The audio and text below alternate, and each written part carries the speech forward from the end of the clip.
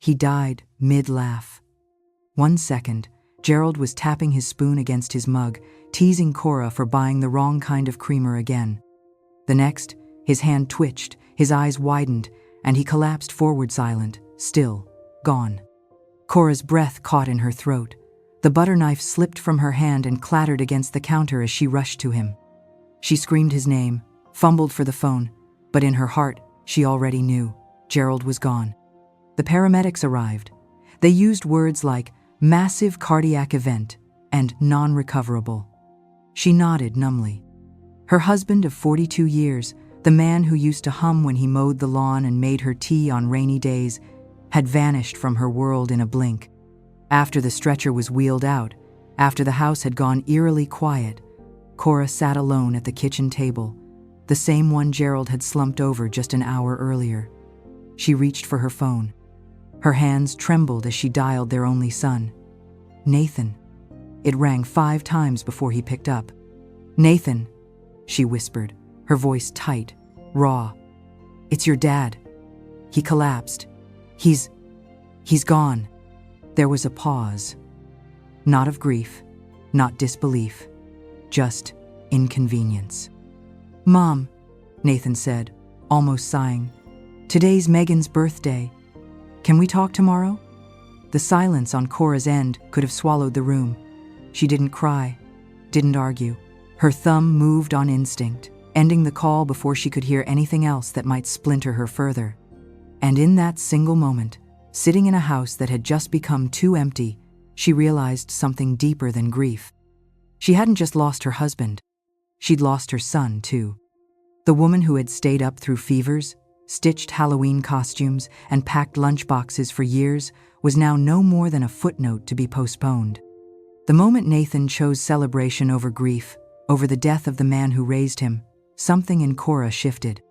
Not rage, not yet. Just a quiet, aching recognition that the people you love most can still choose to vanish while pretending they're just too busy to grieve.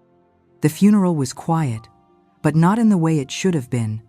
It was the silence of a missing presence, of a name not spoken. Cora stood by the casket, her fingers clenched around the edge of the podium as she tried to steady herself. The room was filled with the low hum of condolences, handshakes, tearful hugs. Yet every time she glanced toward the church doors, they stayed shut. Nathan never came. The night before, Cora had called to confirm the funeral arrangements, her voice still cracking from sleepless grief. But it wasn't Nathan who answered. It was Megan. "Oh, hi, Cora," Megan had chirped lightly. "Nathan's still thinking about it. We have a weekend getaway booked already. You know how steep cancellation fees are." Cora remembered standing there, phone to her ear, blinking into nothing. Megan went on something about how important birthdays were for mental health, about trying to keep things light. But Cora didn't respond. She simply hung up. Because what words do you offer someone who can't make room for mourning? At the service, the absence was deafening. Murmurs rippled through the pews. "Where's Nathan? Did he miss his flight? Is Megan okay?"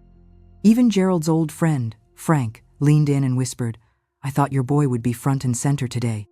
Cora forced a smile, one that didn't reach her eyes, and simply nodded while something inside her quietly shattered.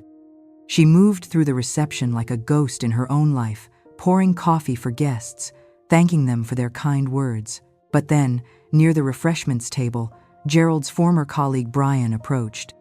"I hope this isn't out of line," he began, glancing around. But Gerald mentioned something odd last month, said he was feeling uneasy, worried even, about money, said he was helping Nathan again, financially.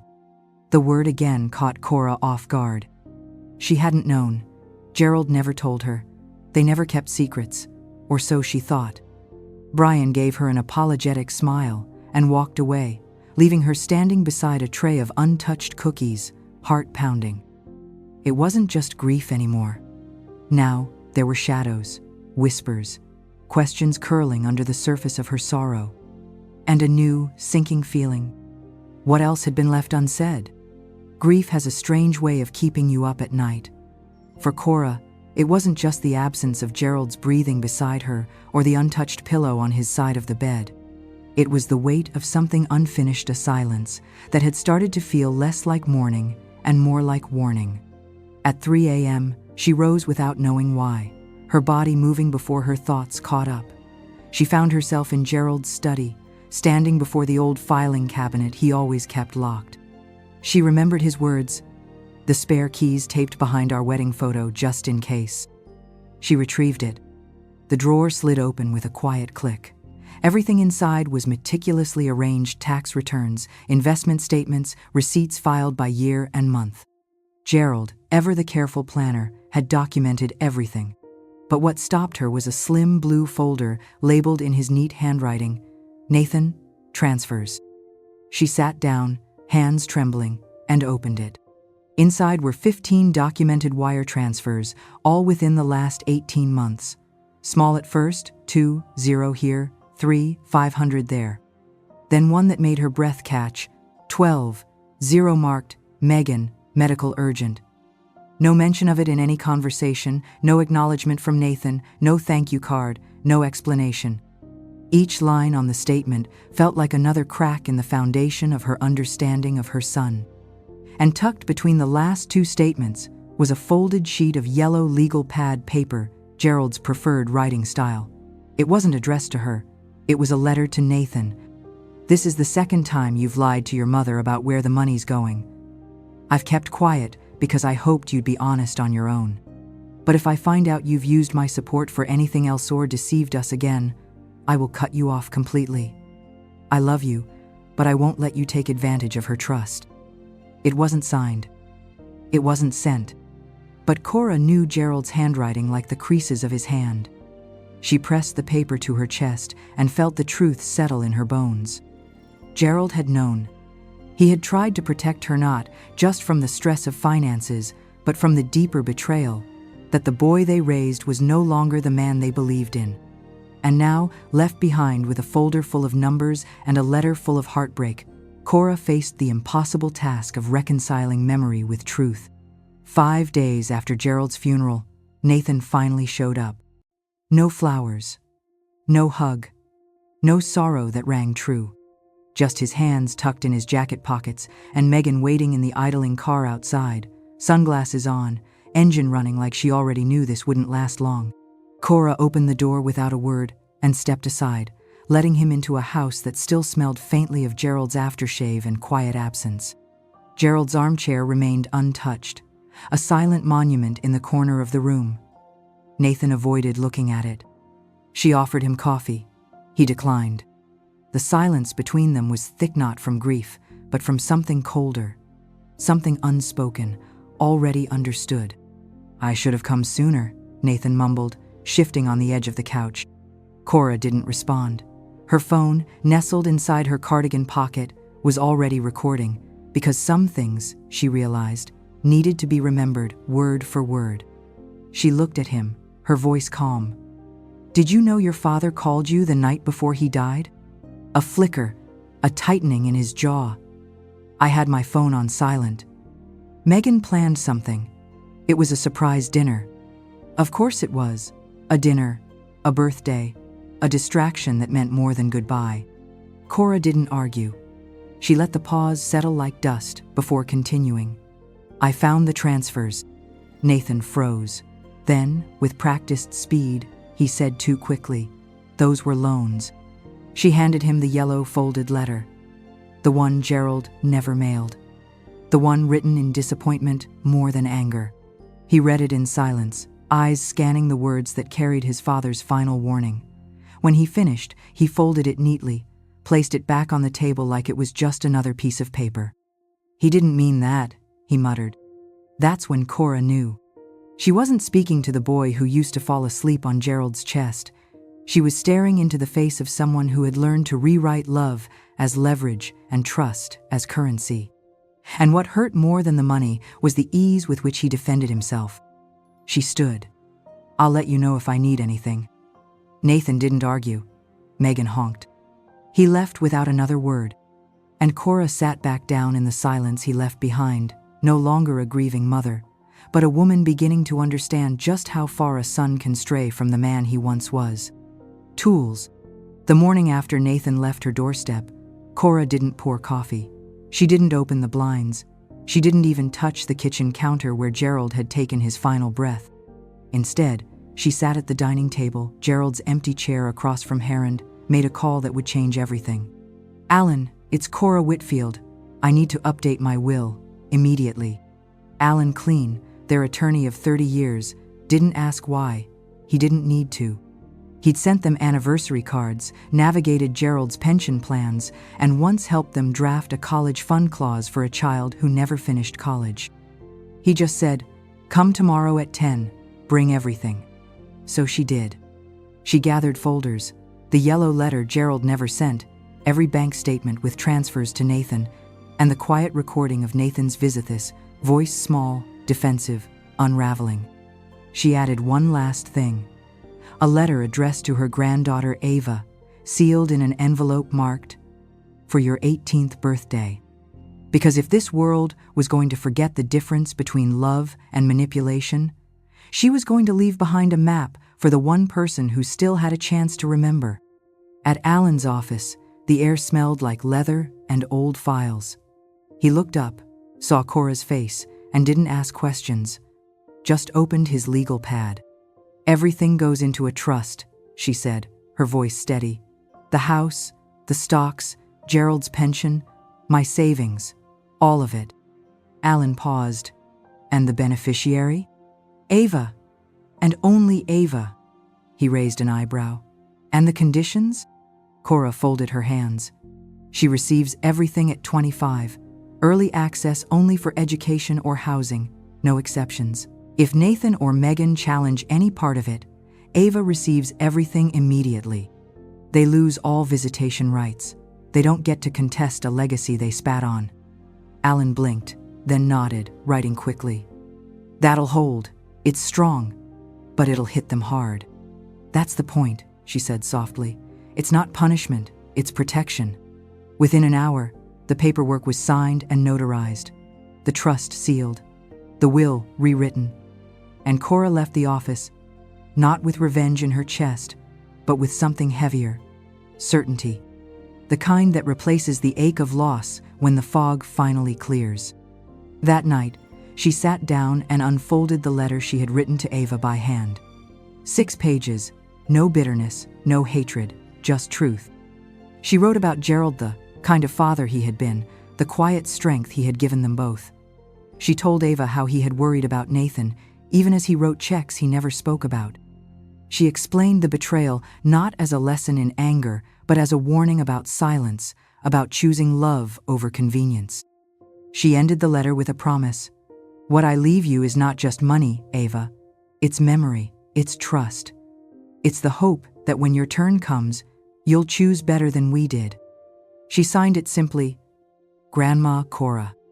And as she sealed the envelope, she didn't feel triumphant. She felt ready. She had drawn the line Gerald never could, quietly, completely.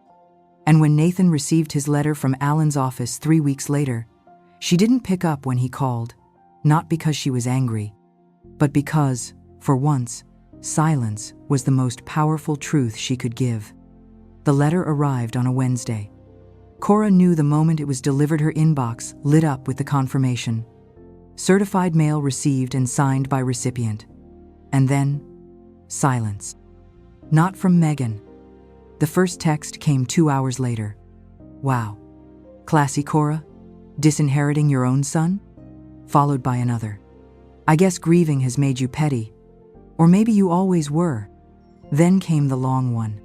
"You've robbed Nathan of everything his father would have wanted him to have. You've twisted the narrative to make yourself the victim. Gerald would be ashamed of you." Cora didn't reply. Not because she didn't have words, but because words were no longer the currency Megan could use to manipulate her. Then, late that night, Nathan called. Blocked number. Cora hesitated, then answered not with hope, but with the composure of someone who no longer needed anything from the voice on the other end. "Mom," Nathan said, his voice lower, softer than usual, like a child rehearsing sorrow. I just got the letter." She said nothing. "I don't know what to say. I didn't know Dad felt that way.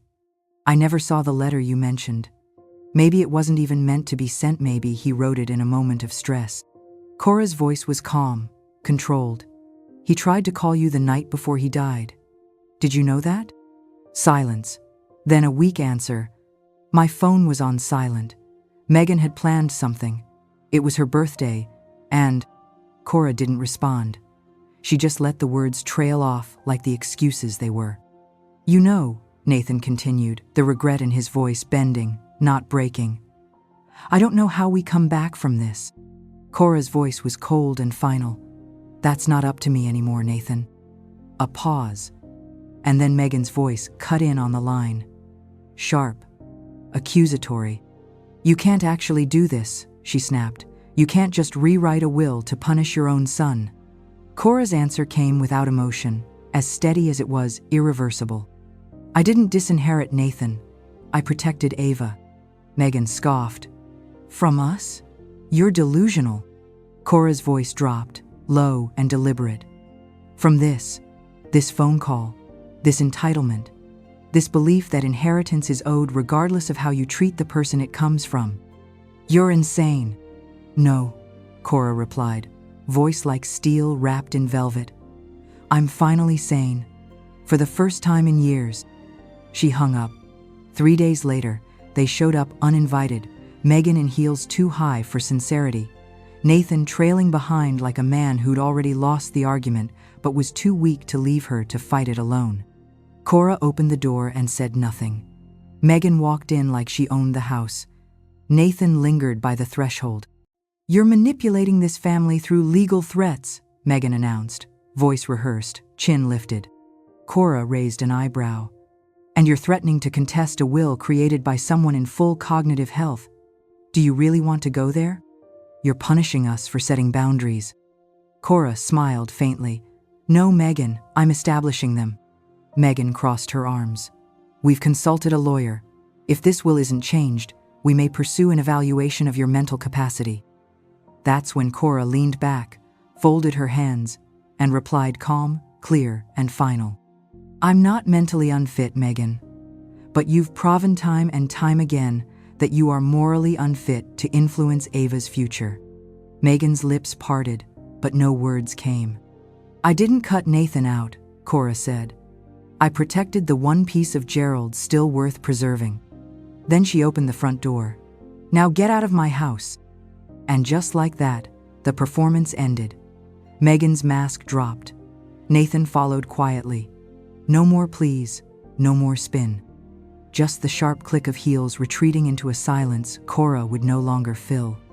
Because boundaries, once drawn in ink and silence, speak louder than any inheritance ever could.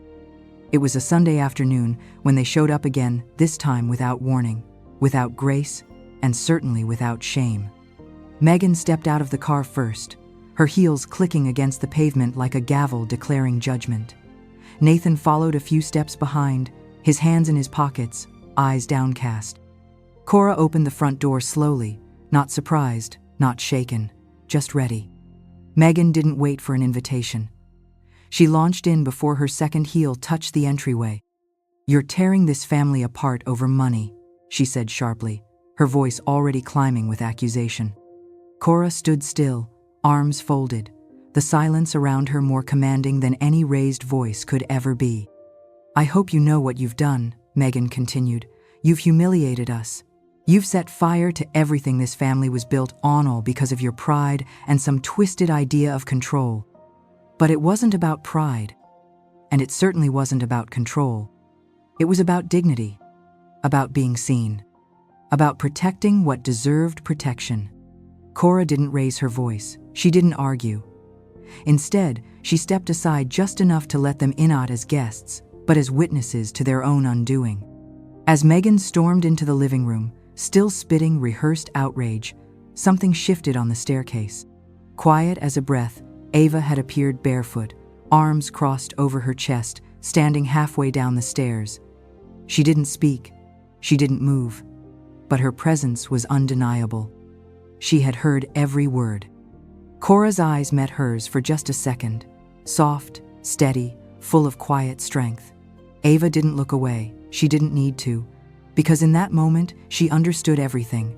The noise, the history, the betrayal, and the choice her grandmother had made.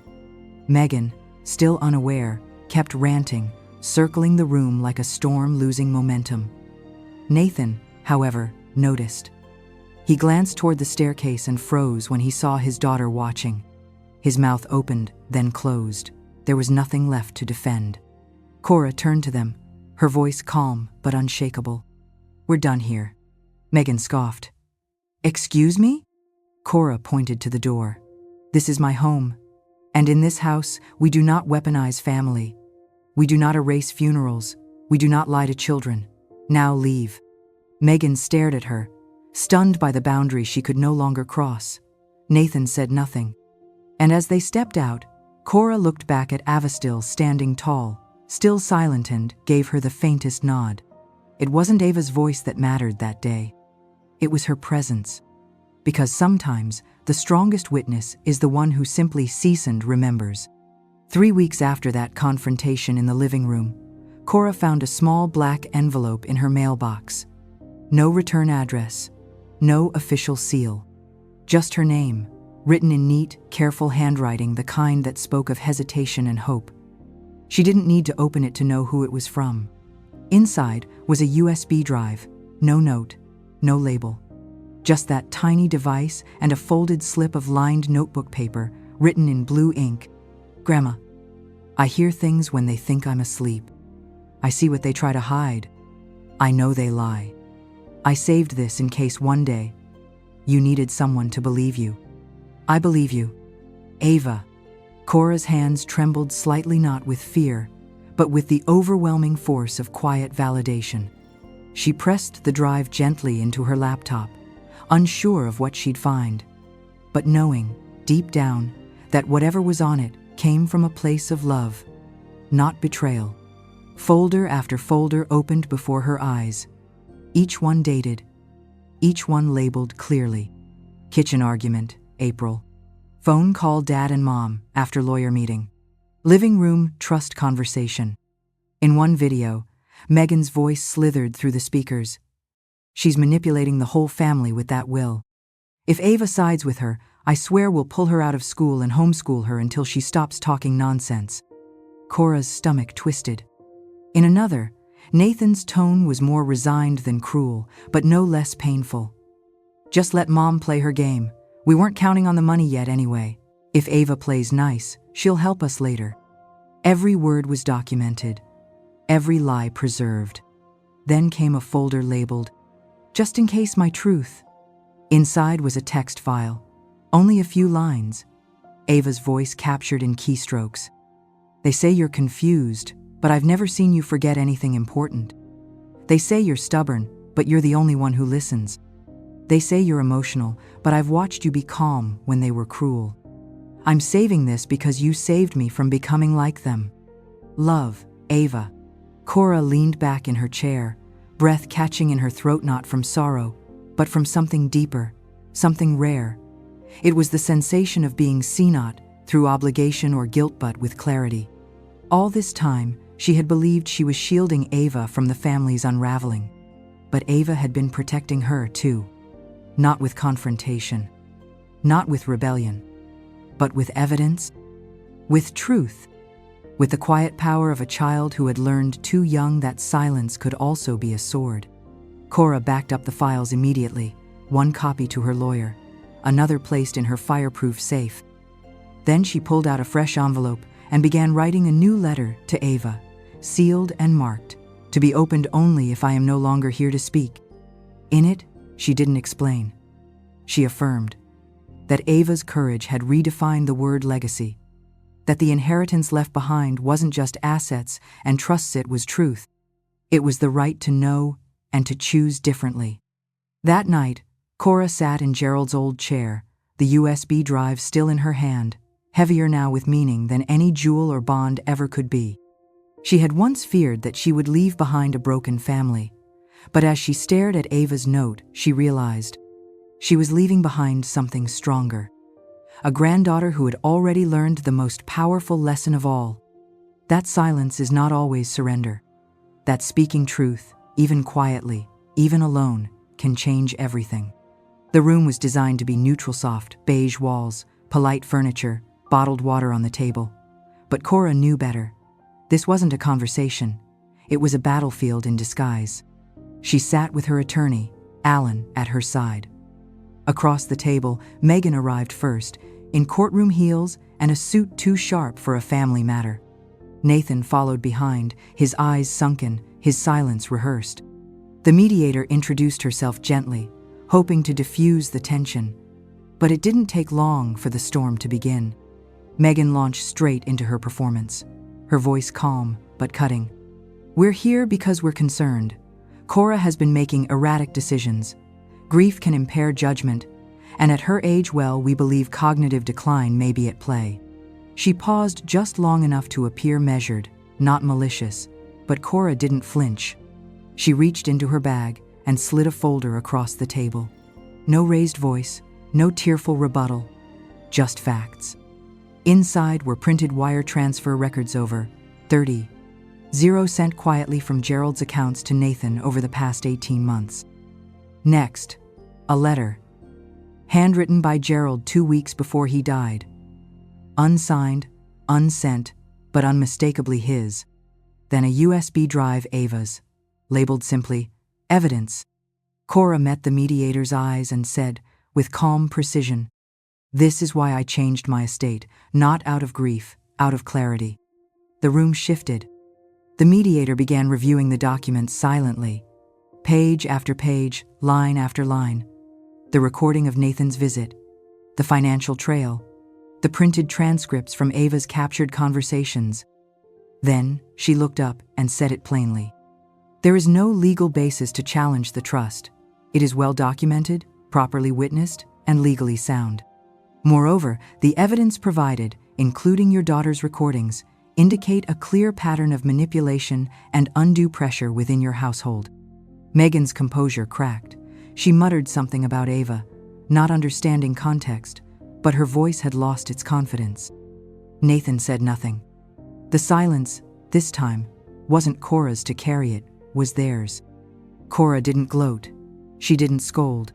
She simply gathered her papers, nodded politely to the mediator, and walked out of the room with her back straight and her dignity intact. Because sometimes, truth doesn't need to shout. It just needs to be heard once, and it changes everything. On her 18th birthday, Ava didn't ask for a party or presents. Instead, she brought a single envelope to Cora's front door, the one labeled, "For Ava, on your 18th. Inside was the letter Cora had written years ago, filled with truth, warnings, and love. They read it together in Gerald's old armchair, side by side in quiet reverence. Later that afternoon, Ava stood before a judge and made a simple request. "I'd like to change my middle name to Coraline in honor of my grandmother." Cora wept silently in the back of the courtroom. At graduation, Ava walked across the stage with steady grace. When they called her new name Ava Coraline Whitfield, she turned and looked directly at Cora, her eyes shimmering with pride. Nathan was there, too, seated in the back row alone. He clapped, out of habit, out of guilt, but didn't approach. He couldn't. Not after everything. Later that night, Ava moved her things into Cora's home, the same house that once held silence and grief, now filled with music, warm light, and unspoken understanding. As she unpacked her books and hung photos of her younger self with Gerald, Cora stood in the hallway and whispered to the portrait on the wall, "She's safe, Gerald. She's strong, and we're going to be just fine." And in that moment, the weight of the past no longer felt heavy. It felt complete,